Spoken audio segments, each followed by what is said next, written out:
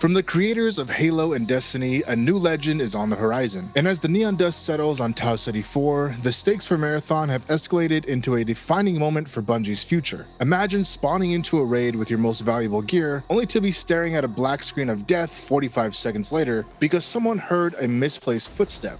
This gamble transcends mere hype, placing the studio at a crossroads between a masterclass in evolution and a catastrophic repeat of the industry's worst habits. This high-stakes sci-fi extraction shooter represents the most aggressive tactical shift in the studio's history, and the scrutiny from the community has become suffocating. This is a brutal, systems-driven descent into a ghost colony where every decision carries the weight of total loss. The March 5th release date is looming, and while the marketing looks flawless, the reality on the ground is far more dangerous than any polished Vidoc suggests. Before we dissect the guts of this machine, make sure to like and subscribe to the channel. It's the only way to stay ahead of the curve as we track this launch. The tension currently surrounding Marathon is rooted in the runner shell system, a mechanical framework that dictates the entire flow of the experience. This highly specialized cybernetic platform defines your physical relationship with the environment, moving far beyond the scope of traditional character classes. When you choose a shell like Vandal or Triage, you are selecting the specific logic of your survival. But here is the danger. If you pick the wrong shell for your sector, you won't just lose the duel, you'll lose your entire raid and everything you brought into it. The momentum of the game emerges from the inherent scarcity of the world itself. Every piece of high-tier gear you carry is a liability, and the game's incentive structure is designed to push you into high-frequency engagement zones where that gear is most likely to be stripped from your corpse. This creates a psychological pressure that is distinct from other extraction shooters. In many titles, the goal is to play the margins, but Marathon's point of interest design acts as a gravitational pull that forces players into a state of constant, calculated aggression. When you combine this with the extreme high lethality and the crisp gunplay that remains Bungie's greatest strength, the experience becomes a high-speed tactical puzzle. The cost of a single mistake becomes immediate deletion. The complexity of these shells is deepened by the core and implant systems, which represents the true mechanical depth of the game. Bungie is providing a series of interlocking variables that can be tuned to solve specific problems, effectively handing the player a toolkit for systemic manipulation.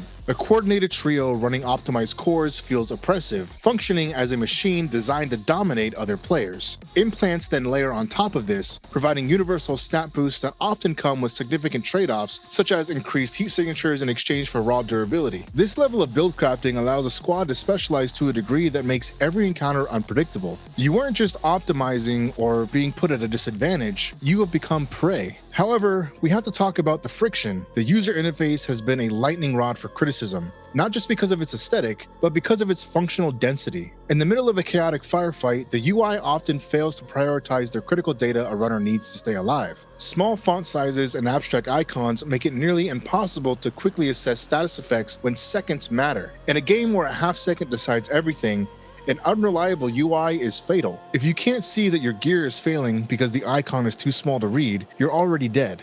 In an extraction environment, information is a survival resource, and right now, the interface is a barrier to that survival. The world of Tao City 4 itself is designed as a persistent, reactive environment where player action can trigger map-wide shifts in the gameplay loop. The lockdown events are a primary example of this systemic interaction. When players trigger specific environmental triggers, they effectively rewrite the rules of the session for everyone on the map. Standard extraction zones might close, high-level UESC security forces are deployed en masse, and the risk-to-reward ratio of every POI is instantly recalibrated. This is the moment the system either works or collapses into total chaos. The rewards for surviving these lockdowns are immense, but the price is that you are essentially painting a target on your back for every runner in the vicinity. This leads directly into the faction system, which serves as the primary engine for Marathon's long-term progression. The megacorporations on Tao City 4 offer a dynamic reputation system that is central to the roguelike philosophy of the seasonal structure. Each season, players essentially start a new run, rebuilding their standing to unlock high-tier gear. Engaging with priority contracts allows players to drive the narrative forward, placing story development at the center of the faction grind. Through the process of uncovering corporate conspiracies, players gain a deeper understanding of the forces that led to the colony's collapse. This rewards vendor progression with narrative revelations, moving the story from text logs into the primary reward loop.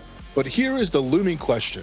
Will players actually tolerate losing their hard-earned progress every 3 months? If the rewards don't feel transformative, the seasonal reset will feel like a prison sentence rather than a fresh start. But we need to address the most explosive point of conflict, the time to kill. The community is currently at war over this. For some, the lightning-fast TTK is exactly what the genre needs, but for others, dying before you can even process what happens feels like a punishment. If you can be sent back to the lobby before you even see your attacker, the game starts to feel like a series of unfortunate events rather than a test of skill. This lethality, combined with an ammo economy that is currently far too restrictive, creates a barrier to entry that might be too steep for the average player. You can bring in a mountain of ammunition and still find yourself clicking on empty chambers halfway through a raid, forcing a desperate scrabble that usually ends at the death screen. This difficult curve hits solo players the hardest. The consensus from early tests is that Marathon is currently heavily skewed towards 3-man groups.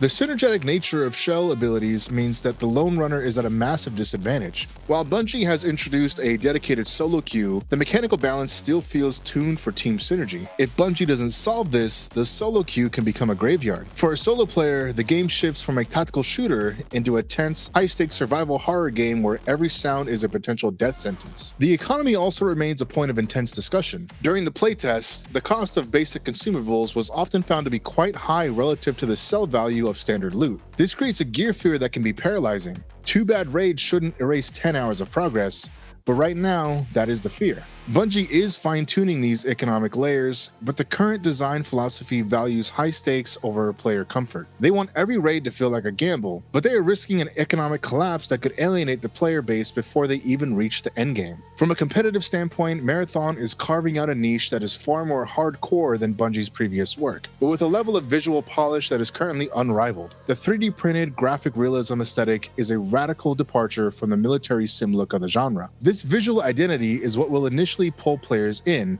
but it is the depth of the shell customization that will decide if they stay. The endgame is where Bungie's pedigree could truly set Marathon apart. Early mentions of raid-like mechanics and specialized endgame zones suggest that there is a high-level experience waiting for the most dedicated runners. If Bungie pulls this off, Marathon could become the first extraction shooter with a true raid endgame. It gives players a North Star to aim for, justifying the dozens of hours spent grinding reputation and perfecting their shell configurations. If the endgame fails to deliver, the entire seasonal loop loses its purpose. The AI enemies, specifically the UESC, also contribute to this high-pressure ecosystem. They aren't the mindless bots seen in other games. They use aggressive flanking maneuvers and require specific tactical approaches to defeat. The game overwhelms you on purpose. Success in this environment requires a person to process the chaos effectively, placing cognitive load and situational awareness at a higher premium than raw mechanical aim. Managing a squad of UESC enforcers while simultaneously scanning the horizon for enemy runners is a level of sensory overload that defines the experience. We also have to acknowledge the elephant in the history books. The plagiarism controversy regarding the art assets was a major blow to the game's reputation. While Bungie has resolved the issue, it left a lingering skepticism. Can players truly trust Bungie to keep this competitive and fair? When you add the ever-present shadow of Bungie's monetization history, the concern about aggressive microtransactions is legitimate. The competitive integrity of a high-stakes shooter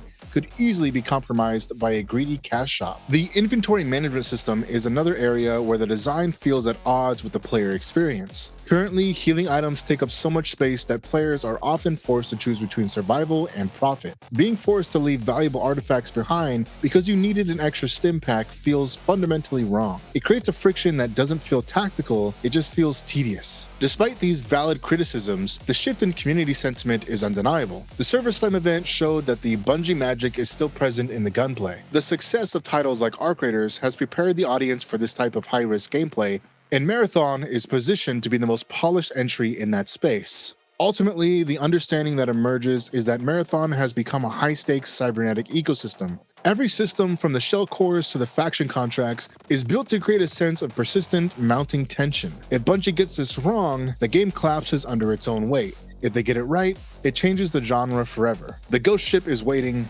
and the secrets of Tao City 4 are there for anyone brave enough to go in. Thank you so much for watching. Don't forget to like and subscribe if you've made it this far. I am Darth Trooper Gaming, and I will see you in the next video.